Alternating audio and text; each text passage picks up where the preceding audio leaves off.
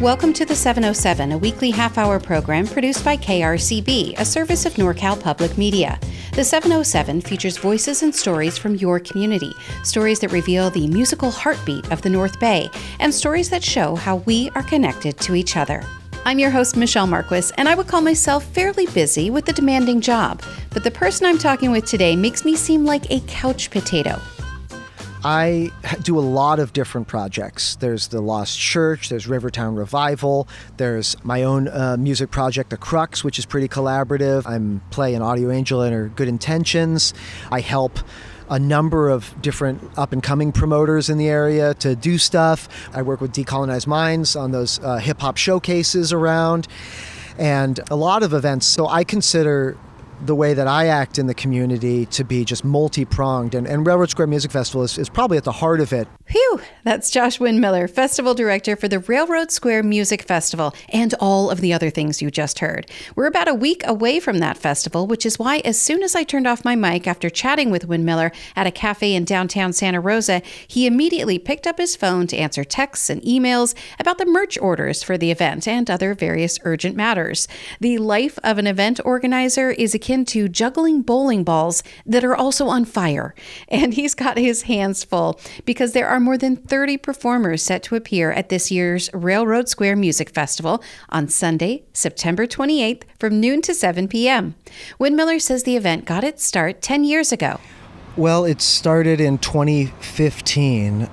I was the music director for the handcar regatta down in Railroad Square, which was really an awesome thing for Santa Rosa Arts and really a launching off point for my promotions stuff. So there wasn't an event in Railroad Square for a few years. We decided, my co-founder Susie Dugan and I decided we would try to do an event. We had between February and June to do it. It just was so supported by the community and the artists that we decided to do it as an annual thing. So now it's in September, changed that last year, and it's been really great. September 28th. It's totally free. It's downtown. That's always been the vision. The vision's been to have something that is crosses genres, that is totally free and accessible to everybody. It's really a beautiful thing if you haven't been there. What was it like to put together that first festival? Well, the first festival was a lot of work, as I recall.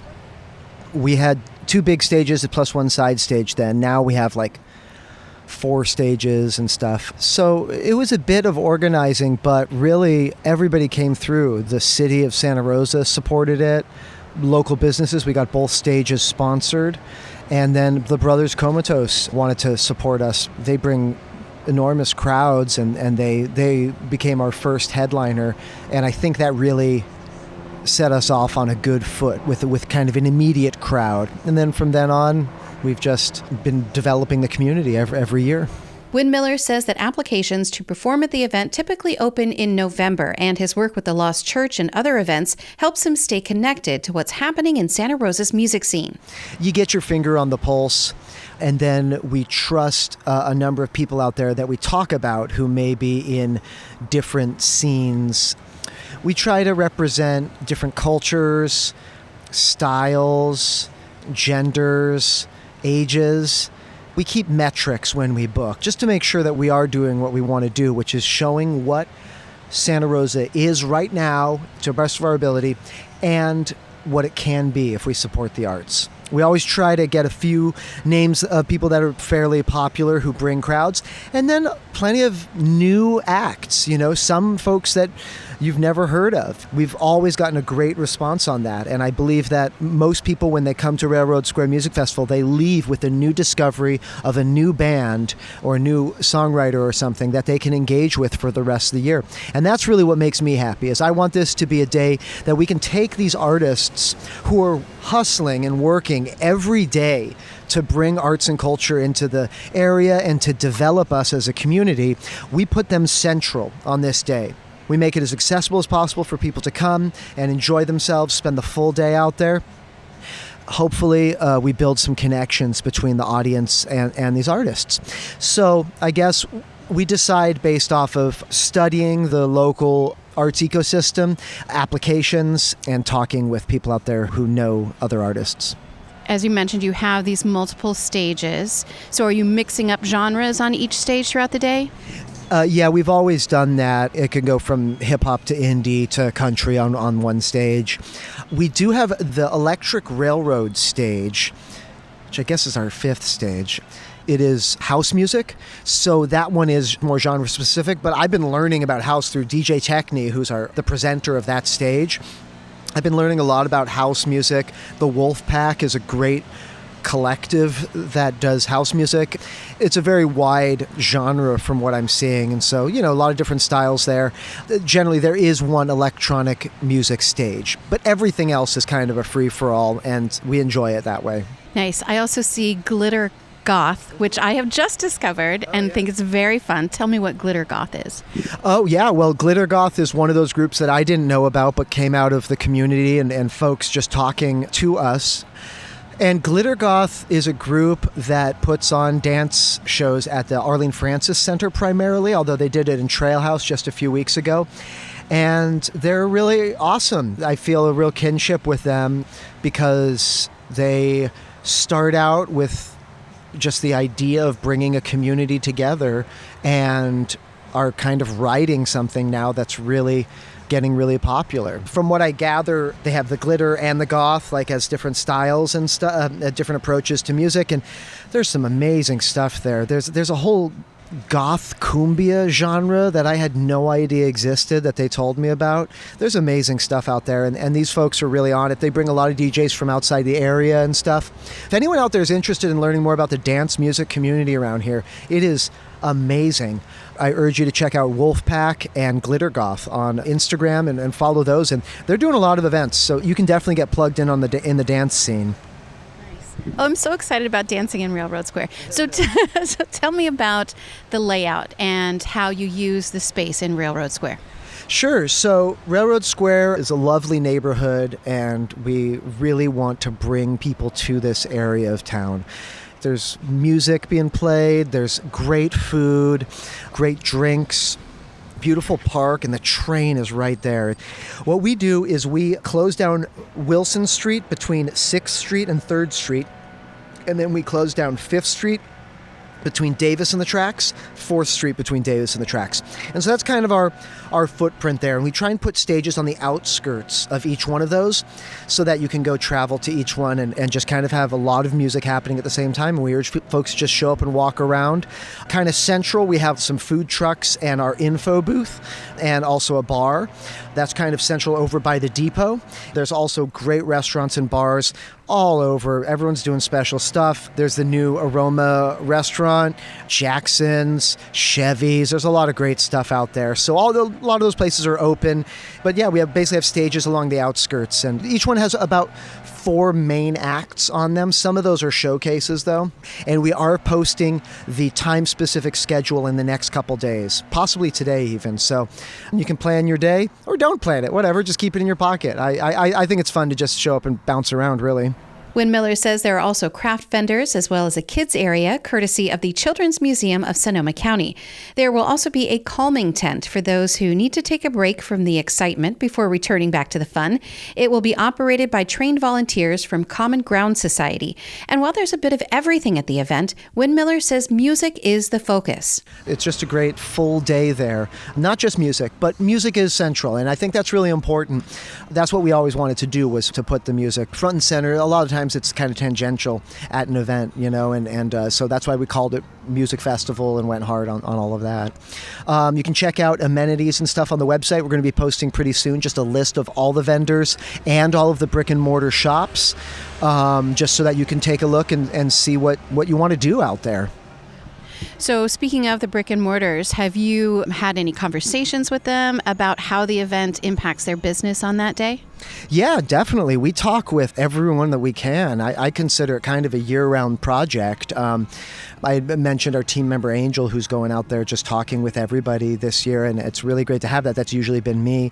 We've got great relationships. There's some old school stuff there. Hot Couture, Lagar, Omelette Express. Those places are mainstays, and we having a good relationship with them is so important.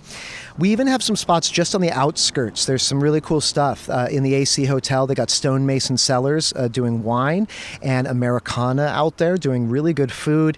But hopefully it brings everybody more audience.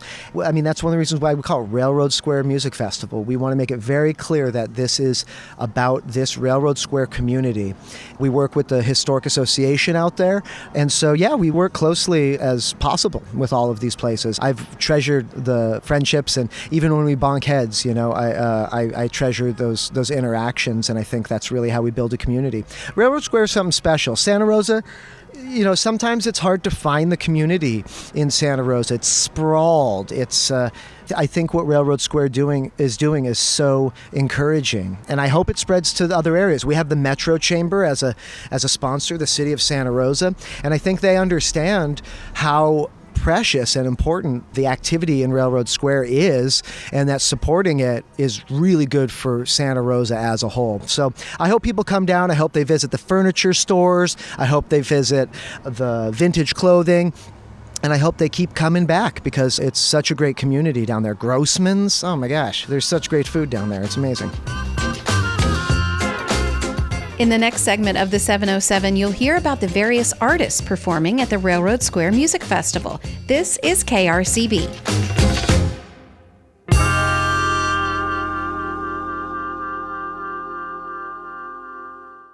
KRCB is Sonoma County's NPR station, celebrating Sonoma County by featuring the voices, sounds, and culture that make our home unique. From the heartwarming tales of postcards, where residents share their perspectives. It's been a wonderful day here at the Groundington Apple Fair. To the Arts Brief series, shining a spotlight on the incredible youth in the arts scene. My full name is June Zelda Grable, and I'm working with a Theater for Children on a production of Beauty and the Beast. And Farm Tales, with the latest from local farmers, celebrating happenings on their farms and trends in California agriculture. Our farm is called Monte Bellaria, which means Mountain of Good Air in Italian. We now have more than 9 acres planted of lavender, about 35,000 plants. KRCB is a journey into Sonoma County. This is more than radio. This is the voice of your community. Your stories, your station. KRCB 104.9, Sonoma County's NPR station.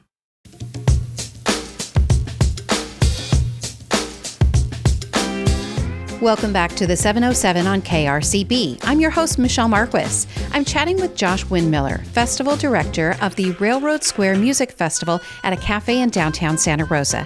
The festival will close down 3 blocks of the area near the train depot, including along Wilson, 4th, and 5th Streets, where multiple stages will host acts in various genres. He's telling me about the performers slated for the event on Sunday, September 28th from noon to 7 p.m. Really excited. We've got a lot of great folks. Samba Da is going to be there. I'm really excited for them. They're a great group. Fleeves is going to be there. Fleeves is incredible performance artist that does dances and that sort of stuff.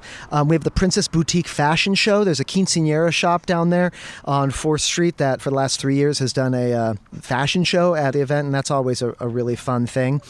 We have a hip-hop and R&B showcase. Folks like Nico Otis, Mr. Bam, Neve Travis, and Pack God and Chili, DJ Chili.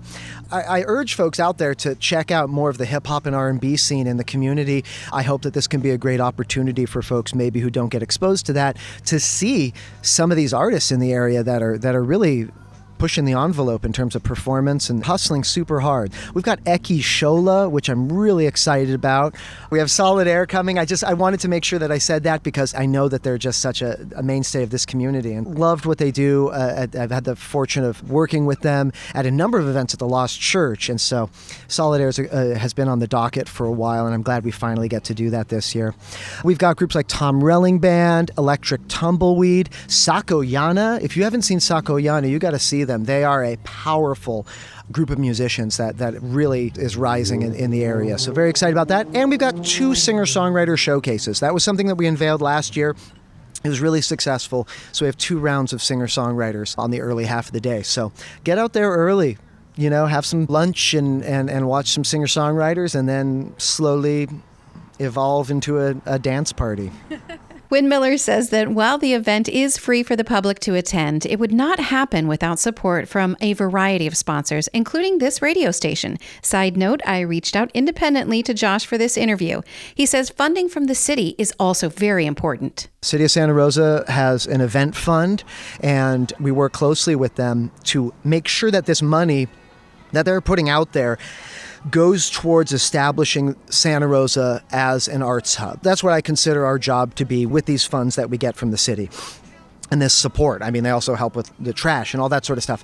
I think that's a great thing, and it's also a responsibility for us to really push this forward as a real Santa Rosa event. This event takes a lot of work. It doesn't just come together in 1 month. It takes a long time to produce something like this. What about the core team of people and volunteers? What do those look like? So we have a core team that kicks into gear kind of early in the year. I'm really just pounding it for the whole year round, just to make sure that, you know, applications are in and money's getting raised and the booking is happening. But the core team works on that booking, and then slowly as we approach September, it just gets more and more intense. I'm happy to say that we've kind of expanded a secondary ring of staff this year outside of the core team, which is really nice to spread the load, because as this keeps going, we keep adding stuff and it takes more folks to make it happen. And then there's the volunteers. We are run on volunteers. We need it especially for like watching barricades and selling the alcohol and that sort of stuff, the info booth, and those are all volunteer run, and it's so important. If you work, you get a shirt, get a drink, and you get just the satisfaction of having done this. We really celebrate you. Check it out on the website. There's also the volunteer form. We are happy to talk with any of you about whatever kind of things you want to get engaged in. It is a real community affair. Thinking back to when you started this in 2015, did you think it would still be going 10 years later? No, I didn't actually. I consider every year a gift and a win and a response from the community. Our volunteer base grows every year. We get more and more vendors. Community relations get better and better. We started working with hotels this year. So I see this growth as part of our survival strategy. We want to expand so that it stays relevant, you know, and I think it is. I would say this even if I wasn't a part of it. I think it's one of the more relevant events in the North Bay. We are trying to make something that really has vision and has accessibility. The success that and the support we're getting from the community is what inspires us to do it from year to year, and it takes it year to year. You do so much, Josh. How do you manage everything? Well, I guess it's I don't know how. I just kind of been doing it for so long, I guess. But really, I do think it is the feeling that things get better every year. That's kind of where I'm at. You know, that's what keeps me doing stuff. I did it. I finally found a question that put Josh Windmiller at a loss for words, but he gives credit to others in Sonoma County. And all the producers out there who are putting stuff on, people like Timeless Experience, Glitter Goth, Pat God, and the Sunday Night Spotlight, and all these venues in the area, the California, Love the Mystic, all of these groups that are pushing it forward. I like looking around and seeing that other people are doing it too. And even if we're moving slowly, we're all moving forward. How did you manage getting through the pandemic? Because you're an events dude. That's kind of funny, and I'm glad you asked that, because this is what I say when people ask that, is the pandemic years were some of the most creative years of my life. I feel like there was no pause in my activity. Railroad Square Music Festival, the first year of the pandemic, did RSMF TV. We went around to local artists. We did Zoom calls. We supported local businesses. We made music videos just around the year round. Then the next year we did, thanks to Susie Dugan and Prairie Sun Recording, we made a compilation album. And then I ran a thing with my buddy James Freebury called Social Distance Live, where every Sunday we were doing these streaming shows, and artists sent in these incredible videos.